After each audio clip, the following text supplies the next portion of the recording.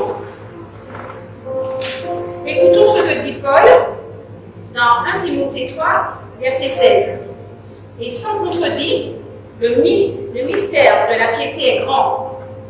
Celui qui a été manifesté en chair, justifié par l'Esprit, vu des anges, prêché aux gentils, cru dans le monde, élevé dans la gloire. Amen. Amen.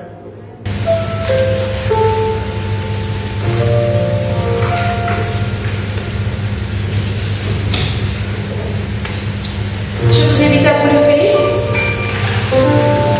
Nous allons demander à Dieu d'ouvrir nos yeux ce matin, nos cœurs, car nous désirons le voir. Nous avons envie de voir d'autres yeux, et cela arrivera certainement, bien sûr. Mais maintenant, nous demandons à Dieu de permettre que nos yeux puissent le voir par la foi. Ouvre les yeux de ton cœur.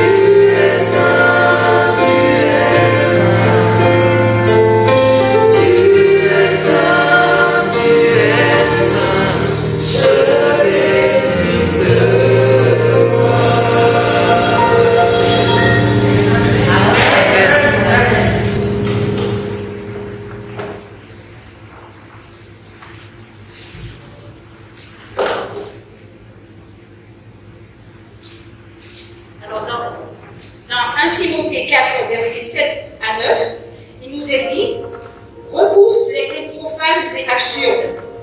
Exerce-toi à la piété, car l'exercice corporel est utile à peu de choses, tandis que la piété est utile à tout, ayant la promesse de la vie présente et de celle qui est à venir. C'est là une parole certaine et entièrement digne d'être reçue. » Amen. Amen.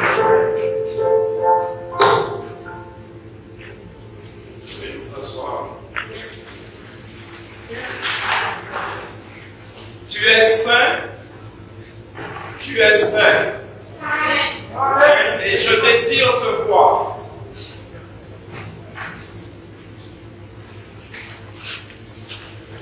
L'apôtre Paul a adressé une lettre à l'église d'Éphèse.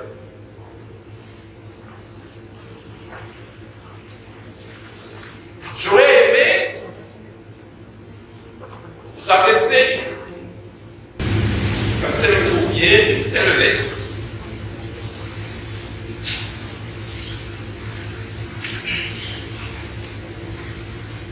Et dans cette lettre, il dit ceci. C'est pourquoi,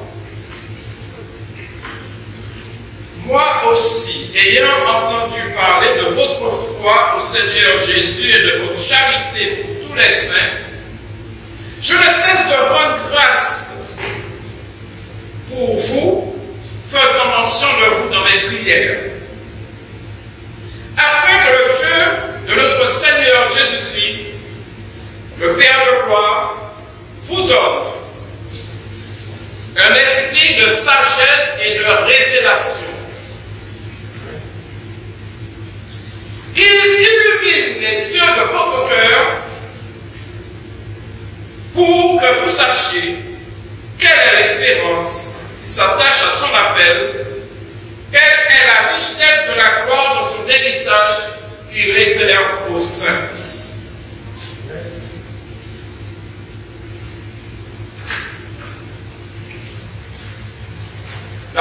L'apôtre Paul avait un amour profond, vraiment profond, pour toutes les églises qu'il avait fondées au fur et à mesure de ses voyages missionnaires. Et il lui tenait à cœur que ces églises continuaient à se développer et surtout qu'elles restent attachées à Jésus-Christ.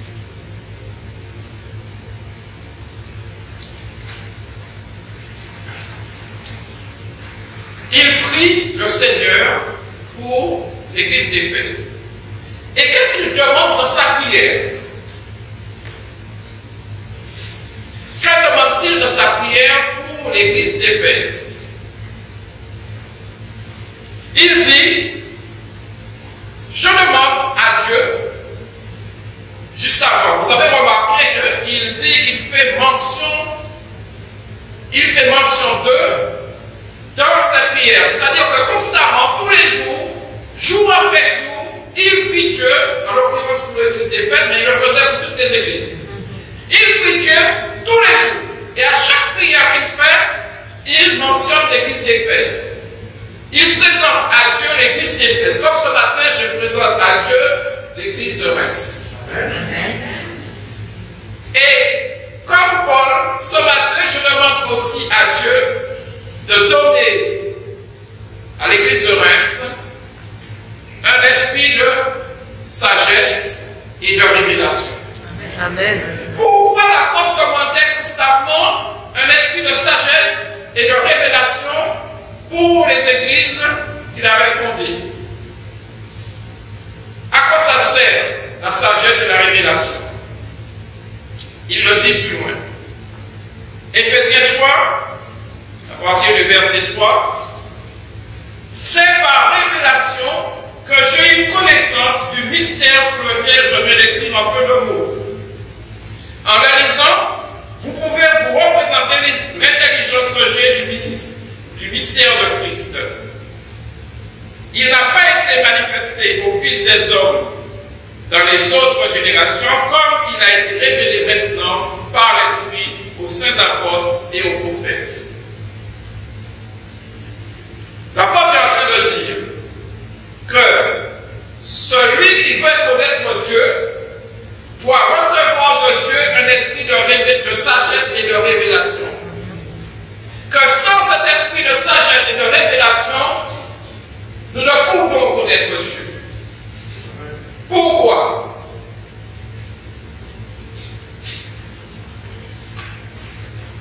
Qu'est-ce qu'une révélation? Qu'est-ce qu'une révélation? Que pouvait-il dire quand il parlait de révélation? Une révélation, c'est quelque chose qui a été caché. Quelque chose qui est caché, qui n'est pas donné à tout le monde de connaître. D'ailleurs, Jésus même le dit. Dans Matthieu 13, verset 11, Jésus leur répondit, parce qu'il vous a été donné de connaître les mystères du royaume des cieux, et que cela ne leur a pas été donné. Il dit encore dans Marc 4, verset 11, c'est à vous qu'a été donné le mystère du royaume de Dieu, mais pour ceux qui sont au dehors, tout se passe en parabole.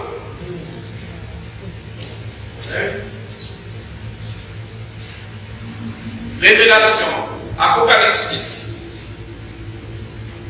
Concernant les choses, la nature des choses, la nature de certains, jusqu'ici cachés et qui deviennent visibles à tous.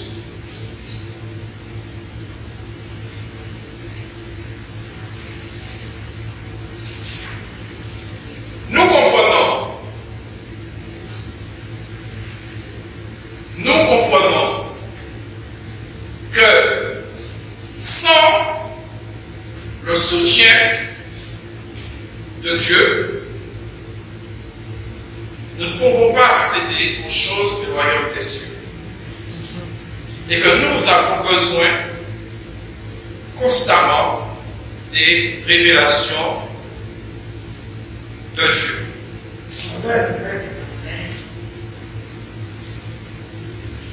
Apôtre Paul, Romains 16, verset 25, à celui qui peut vous affermir selon mon évangile et la prédication de Jésus-Christ, conformément à la révélation du mystère caché pendant les siècles. On parle de révélation. La révélation, c'est on met à nu quelque chose. Et on parle aussi de mystère, mystérion. Mystérion, ce sont les secrets de la religion confiés seulement aux initiés et non au commun des mortels. C'est le conseil secret qui conduit Dieu à agir avec justice, qui sont cachés aux impies et méchants, mais qui sont clairs aux hommes pieux. Colossiens 1, 27. À qui Dieu a voulu faire connaître la richesse de sa gloire, ce mystère parmi les païens, savoir Christ en vous, l'espérance de la gloire.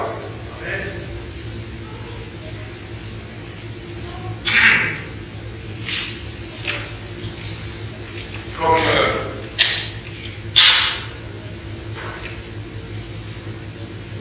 1 Timothée 3, verset 16, nous dit ceci. Sans contredit, le mystère de la piété est grand. Lorsqu'on parle de mystère, souvent nous sommes un peu désarçonnés. Beaucoup de gens ne lisent pas le livre de l'Apocalypse parce qu'ils disent que c'est un livre de mystère. Mais ce n'est pas du tout le cas. Justement, c'est ce livre-là qu'il faudrait constamment lire. Nous avons dit que un mystère dans la Bible, le mot mystère, c'est la révélation des projets secrets de Dieu. Et c'est pour ça qu'il dit que dans l'Église, nous avons besoin de recevoir de Dieu un esprit de révélation. C'est-à-dire que Dieu vient nous communiquer tout ce qu'il a prévu de mettre en œuvre pour son plan secret qui est de sauver tous les autres.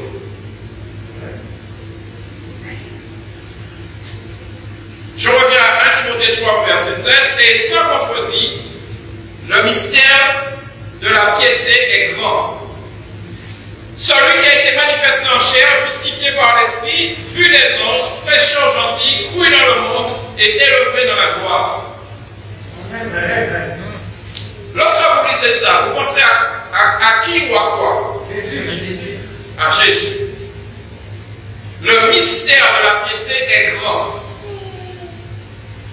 Jésus, le mystère de la piété, c'est Jésus. C'est-à-dire, lorsqu'on parle de mystère de la piété, on est en train de dire comment Dieu fait-il pour mettre dans les hommes l'amour pour lui. C'est ça le mystère de la piété. C'est comment Dieu va mettre son amour en nous.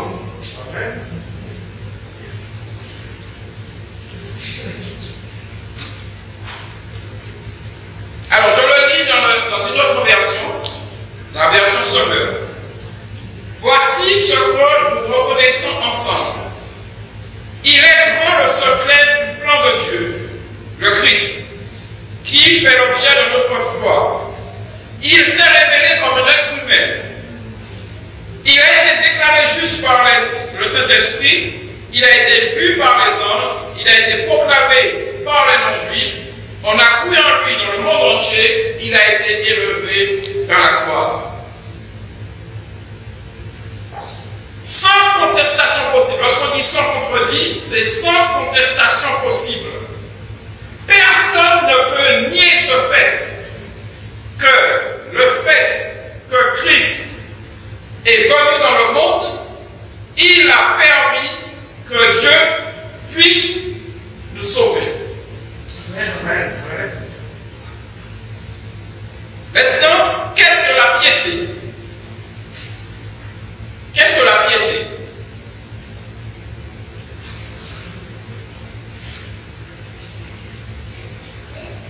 Alors, c'est un attachement, un sentiment d'affection durable qui unit aux personnes et à Dieu. On en a parlé tout à l'heure, à la leçon ce matin. La piété, c'est un attachement, un sentiment d'affection durable qui unit aux personnes et à Dieu. On va avoir des textes bibliques pour ça. Et deuxième sens de la piété, c'est grand respect fait d'admiration et d'affection. Matthieu 22, 37 nous dit ceci. Jésus lui répondit, tu aimeras le Seigneur ton Dieu de tout ton cœur, de toute ton âme, de toute ta pensée. C'est là le commandement le plus grand et le plus important. Et il y en a un second qui lui est semblable. Tu aimeras ton prochain comme toi-même. Tout ce qu'enseigne la loi et les prophètes sont contenus dans ces deux commandements.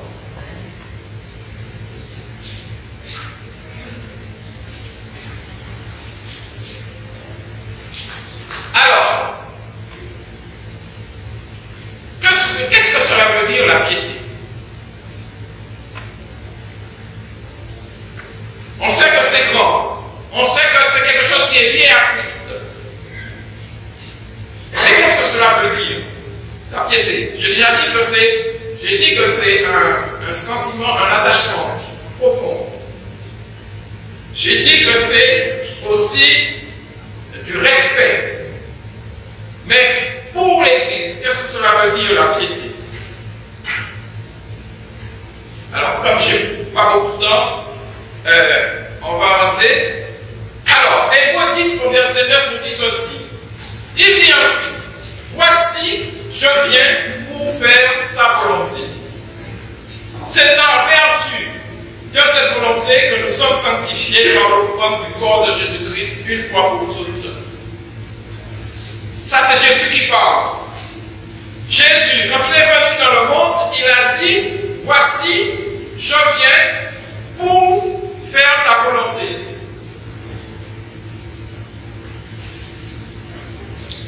Hébreux 10, verset 14 nous dit, par une seule offrande, il a amené la perfection pour toujours ceux qui sont sanctifiés. C'est ce que le Saint-Esprit nous atteste aussi, car après avoir dit, voici l'alliance que je ferai avec eux, après ces jours-là, dit le Seigneur, je mettrai ma loi dans leur cœur et je les écrirai dans leur esprit. Et il ajoute, je ne me souviendrai plus de leurs péchés.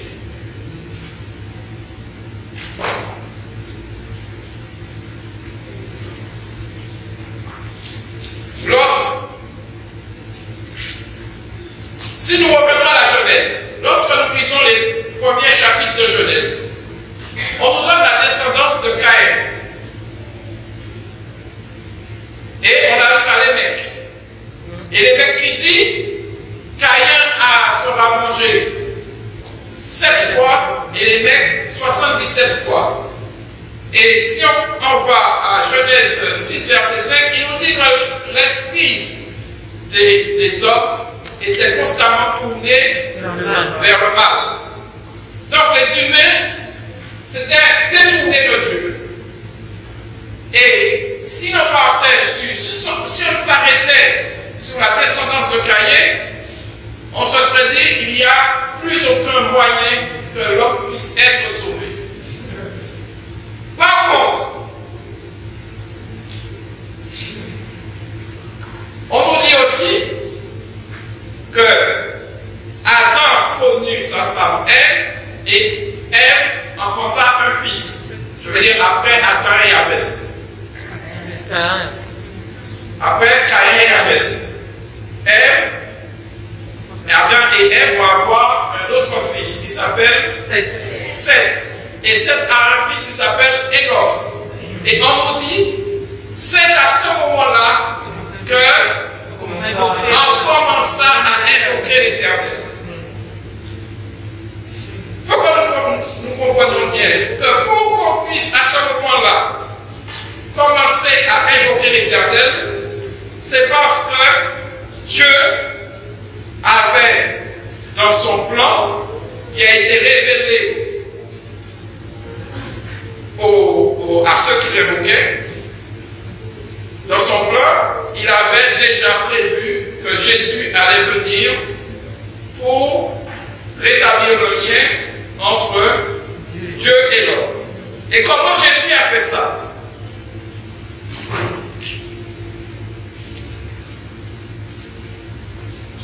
Alors, Hébreux 5, verset 7. Ainsi, au cours de sa vie, Jésus, avec de grands cris et des larmes, a présenté des prières et des supplications à celui qui pouvait le sauver de la mort. Il a été exaucé à cause de sa soumission à Dieu, et bien qu'étant le Fils de Dieu, il a appris l'obéissance par ceux qu'il a souffert. Et c'est ainsi, et c'est parce qu'il a été ainsi amené à la perfection qu'il est devenu, pour tous ceux qui lui obéissent, l'auteur de salut éternel. Amen, merci Seigneur.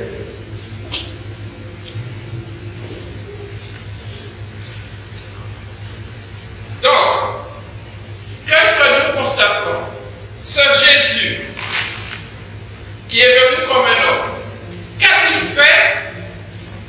Qu'a-t-il fait pour plaire à Dieu en tant qu'homme? Il a fait quoi?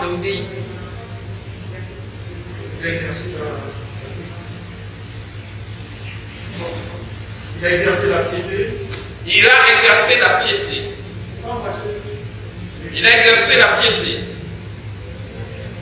Donc, Jésus, quand il est venu sur la terre, qu'est-ce qui est mis en avant dans le parcours de Jésus? On nous dit deux choses, pas beaucoup. On nous dit que il a présenté à Dieu.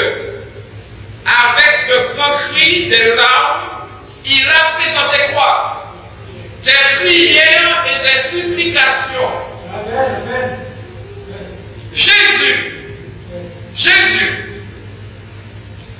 quand il est venu sur la terre, pour qu'il soit sauvé de la mort, il a présenté quoi? Des prières et des supplications à Dieu. Avec des larmes. Avec des larmes et de grands cris. Et il a présenté ça à Dieu. Et pourquoi Dieu l'a entendu? À cause de sa piété. Oui, le texte l'a dit à cause de sa piété. En réalité, enfin, le mot le plus juste, c'est à cause de sa soumission. Bon, je vais me détacher de ça. Et maintenant, je vais vous parler. Jésus, quand Dieu envoie Jésus sur la terre,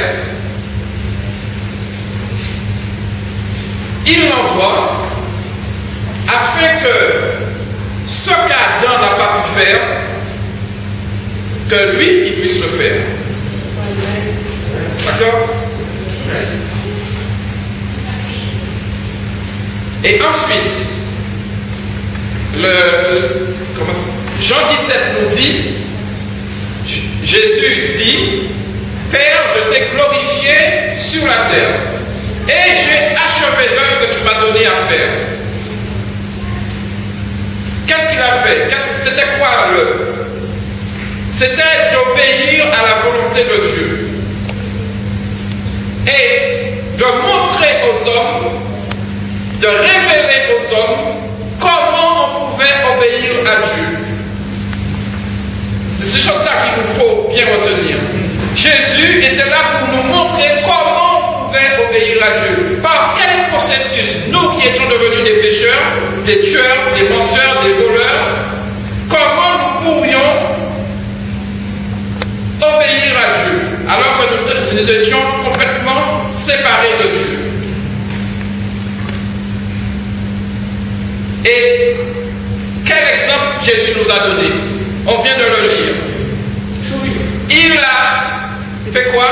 Présenter constamment des prières et des supplications à Dieu, parce que seul Dieu pouvait le sauver de la mort. Seul Dieu peut nous sauver de la mort.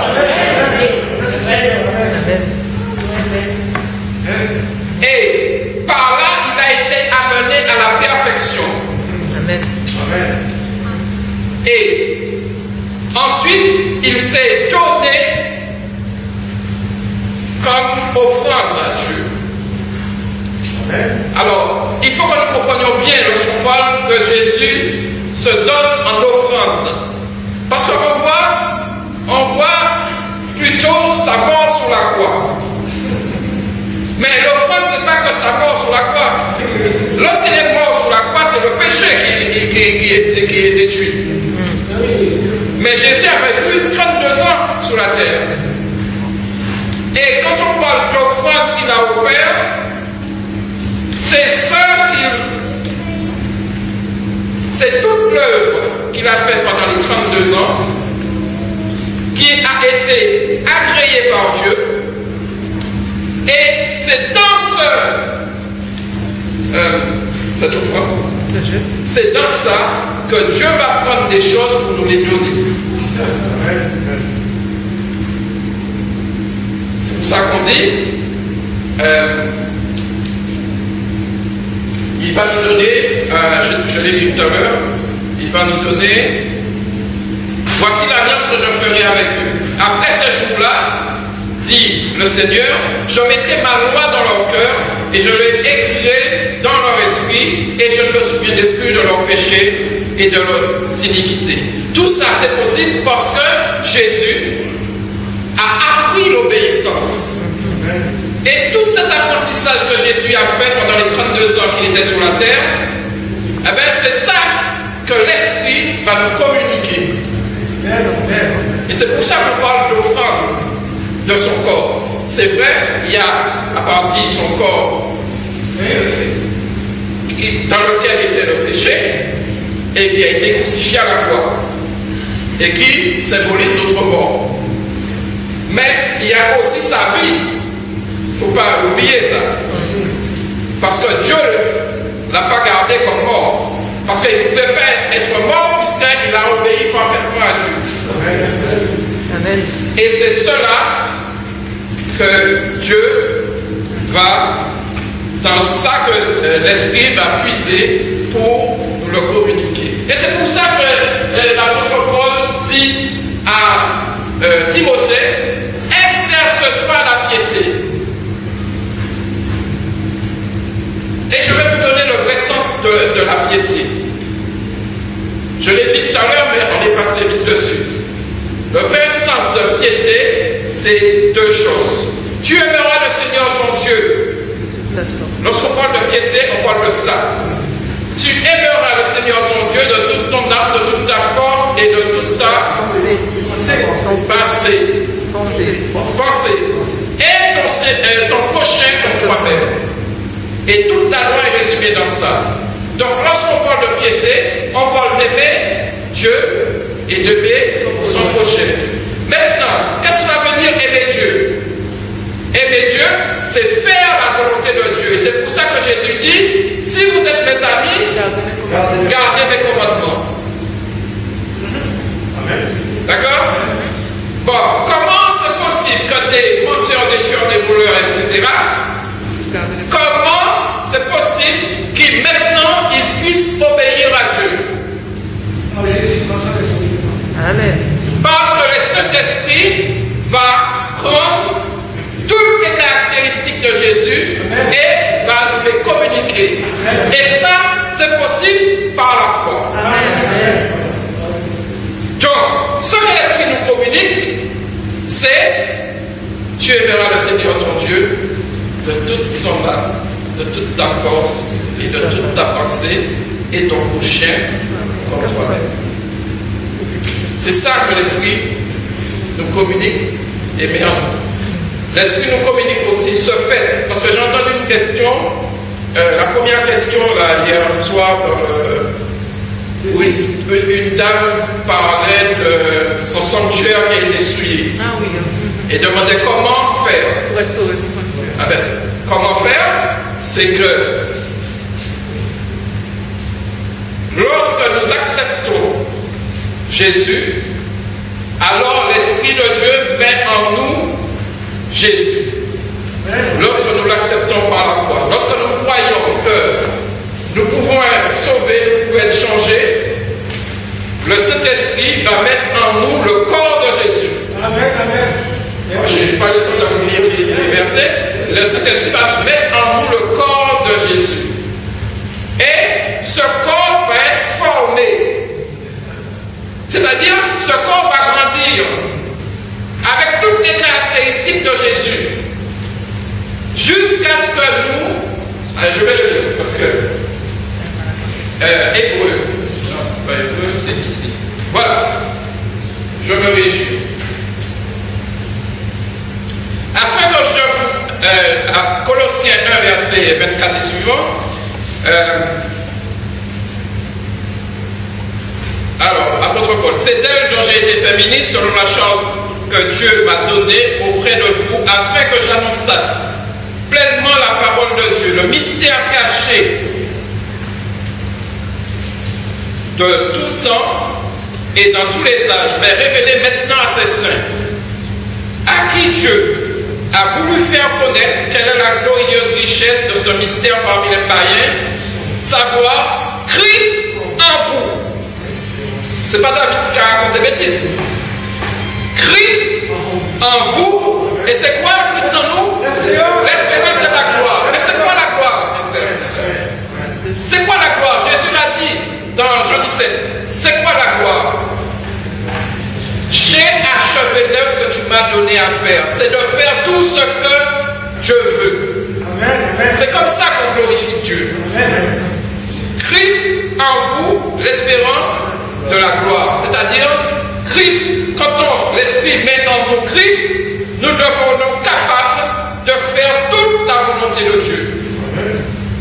Toute la volonté de Dieu. Et lorsque nous faisons la volonté de Dieu, nous le faisons avec nos genoux qui à terre, en priant Dieu par des larmes, des supplications, afin que nous apprenions à obéir. Parce que ce n'est pas si facile que ça, je dis.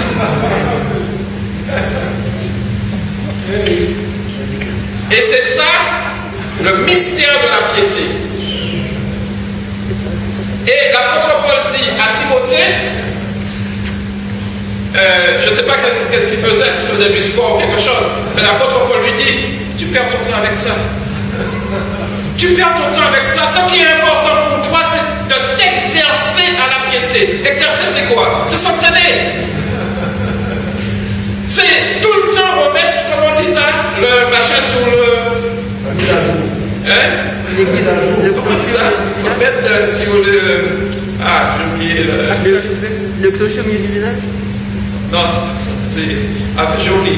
Mais il y a un petit... en français, il y a une manière de dire ça. Remettre tout le temps... Les pendules à l'heure. Le fil... Non, c'est pas ça. Bon, c'est pas grave. Mais vous avez compris. Quand on dit exerce-toi, c'est pas fait une fois et puis c'est ça. Non, exercer, c'est le faire tout le temps, tout le temps, tout le temps, tout le temps, tout le temps, tout le temps. Exerce-toi à la piété, c'est-à-dire exerce-toi à obéir à Dieu. Exerce-toi à aimer ton prochain. Exerce-toi à aimer Dieu. Et c'est ça qui doit être la priorité pour toi, parce que c'est le seul moyen de développer le corps de Christ en nous.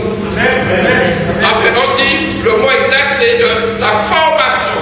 Que Christ soit formé en nous. C'est l'expression qui est le plus communément utilisée. Que Christ, jusqu'à ce que Christ soit formé en nous. Vous comprenez bien que ce n'est pas quelque chose d'un jour. Non.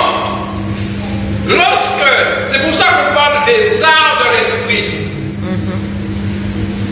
C'est pour ça qu'on parle, parce que quand nous acceptons Christ, l'esprit met en nous une semence. Comme lorsque Adam a connu Ève pour avoir Seth, il a mis en zèbre une semence. Et cette semence va se développer jusqu'à donner un homme. Donc c'est de la même manière, lorsque nous acceptons Christ, l'Esprit met en nous une semence. Et pour que cette semence se développe jusqu'à ce que Christ soit formé en nous, ça veut dire quoi, Christ formé en nous? Colossiens nous dit, ayant les sentiments qui étaient en Jésus, on l'a dit ce matin. On l'a dit ce matin. Former en nous. Former, c'est quoi? Quand on forme quelque chose. Par exemple, on va prendre une image biblique. Par exemple, on va prendre l'argile. Et le potier va manipuler l'argile jusqu'à donner un vase. D'accord? Donc c'est la même chose. Christ, la semence de Christ, ou les arts de l'esprit, ça va être mis en nous. Et ça va se développer. Il dit jusqu'à ce que Christ soit formé en nous. Ça veut dire quoi? L'apôtre Paul pouvait dire que Christ était formé en lui. C'est-à-dire que l'apôtre Paul pouvait reproduire tout ce que Christ faisait. Mais ce n'est pas l'apôtre Paul seulement qui peut faire ça. Non, dans le plan de Dieu, nous tous, nous sommes appelés à faire ça. Nous tous, Christ doit être formé dans nous tous. Amen. Et c'est ainsi seulement que nous pourrons aimer Dieu et aimer notre prochain. Donc, faire la volonté de Dieu.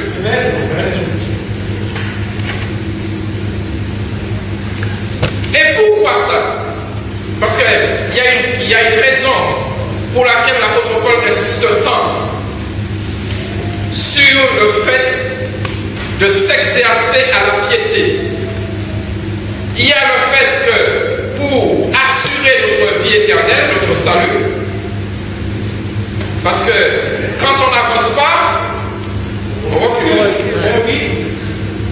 Bon, donc, il y a ce fait-là. Mais il y a un autre fait. Il y a un autre fait, c'est...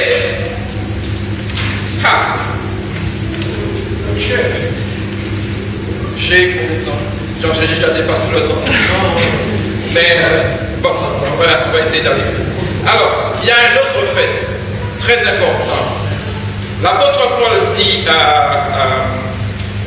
donc il dit à Timothée, exerce-toi, parce que la piété est l'espérance de quoi?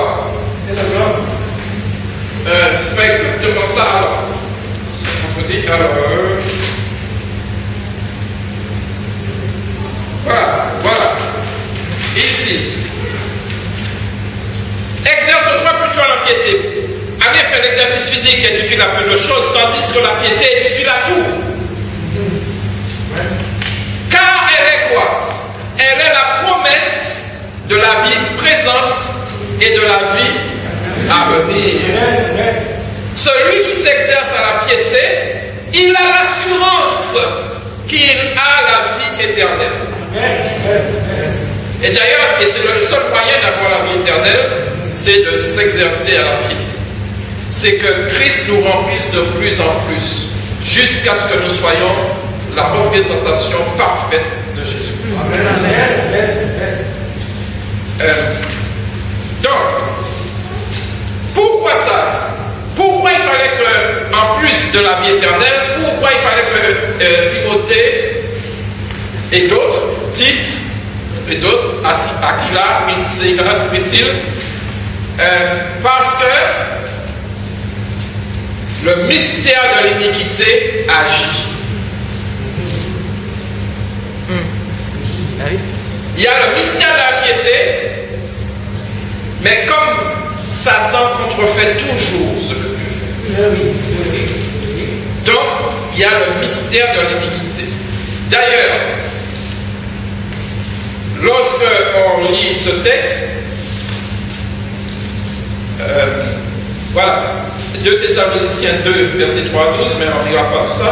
Que personne ne vous se dise dans le condamné, car il faut que l'apostasie soit arrivée auparavant, qu'on ait vu paraître l'homme du péché, le fils de la perdition, l'adversaire qui s'élève au-dessus de tout ce qu'on appelle Dieu, de ce qu'on adore, jusqu'à s'asseoir dans le temple de Dieu, se proclamant comme Dieu. Ensuite, verset 7. Car le mystère de l'iniquité agit déjà. Il faut seulement que celui qui le retient ait disparu. Aujourd'hui encore, comme à Mériba et à Massa, vous savez de quoi je fais allusion? D'accord? Aujourd'hui encore, comme à Mériba et à Massa, il faut vraiment s'exercer à la piété parce que le mystère de l'iniquité est en marche. Et on le voit dans toutes les sphères de la vie que nous vivons aujourd'hui, dans le monde où nous vivons aujourd'hui.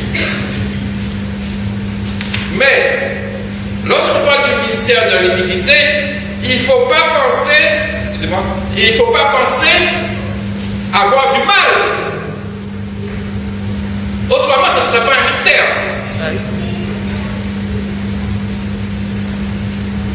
Le mystère de l'iniquité, le problème avec l'iniquité, c'est que, ah oui, là je vois que c'est le mystère de l'impiété. Là on comprend tout de suite. C'est la contrefaçon du mystère de la piété, c'est le mystère de l'impiété. Contrefaçon, mais on dit aussi le mystère de l'iniquité. Et c'est quoi ce mystère de l'iniquité qui a été révélé, qui nous a été révélé pour que nous sachions, pour que nous ayons les yeux grands ouverts par rapport à ce qui va arriver maintenant.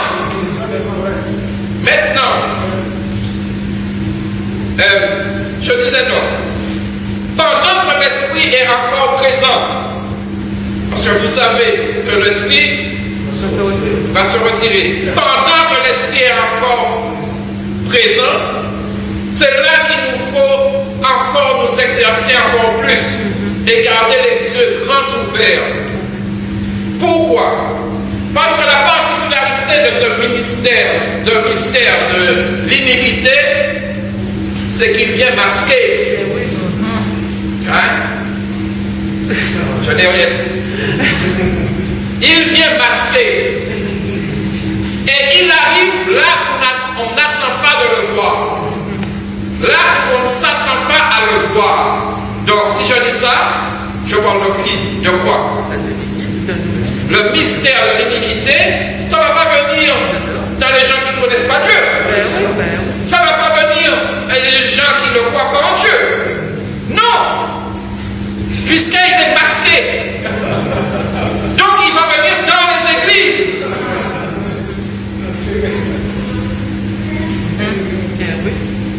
Il va arriver dans les églises. Et il aura une apparence de piété. Une apparence de piété, mais c'est ce que Jésus a dit. Renions ce qui en fait la force. C'est-à-dire, ce sont des gens qui ne s'exercent pas la piété.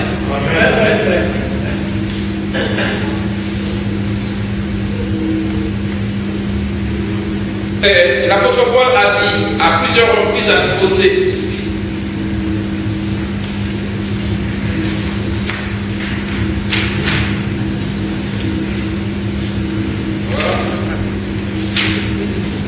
voilà.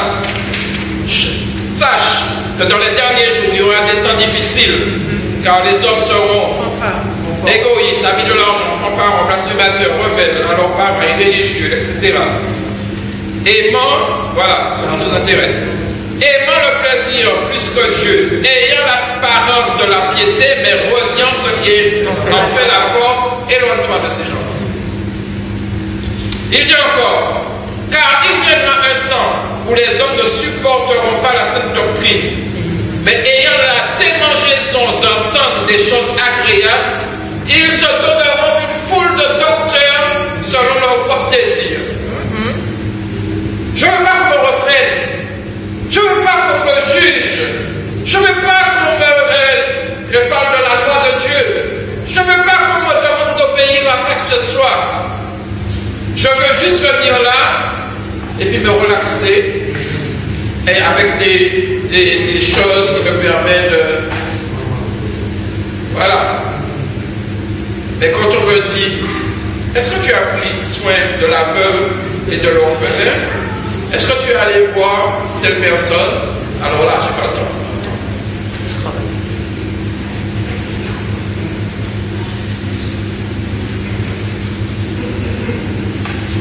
Toujours Timothée, l'Esprit dit expressément que dans les derniers temps, quelques-uns abandonneront la foi pour s'attacher à des esprits séducteurs et à des doctrines de démons.